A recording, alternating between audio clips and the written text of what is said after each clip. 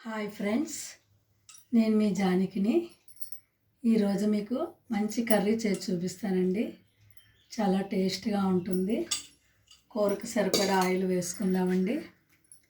ఇవి ఎండు రొయ్యలు అండి. ఒక 10 నిమిషాలు నీటిలో నానబెట్టి శుభ్రంగా కడుక్కోండి.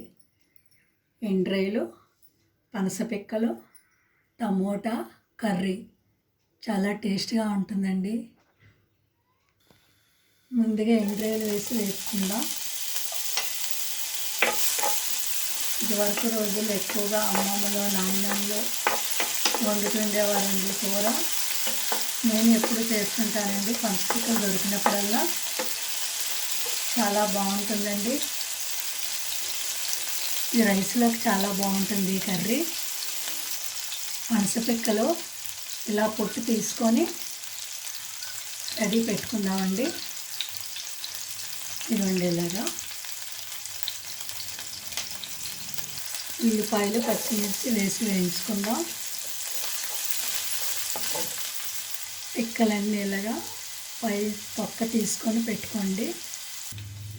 ఉల్లిపాయలు వేగిపోయింది. టమాటా ముక్కలు వేసి వేయించుకుందాం.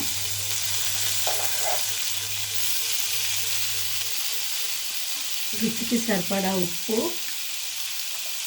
సరిపడా కారం వేసుకొని కలుపుకున్నామండి. సిమ్లో పెట్టుకొని ఒక 2-3 నిమిషాలు మగ్గనిద్దాం ఫ్రెండ్స్.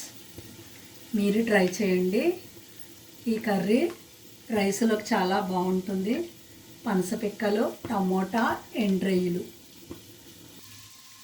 ఫ్రెండ్స్, టమాటాలు ఉడికిపోయండి. మనం ఇప్పుడు పనసపిక్కలు వేసుకుందాం. అల్లం వెల్లుల్లి పేస్టు,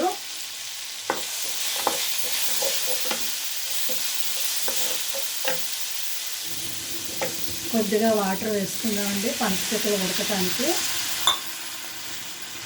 మూత పెట్టుకుందాం. చాలా సింపుల్ అండి. చాలా రుచిగా ఉంటుంది ఈ కర్రీ. అందరు ఇష్టపడతారు.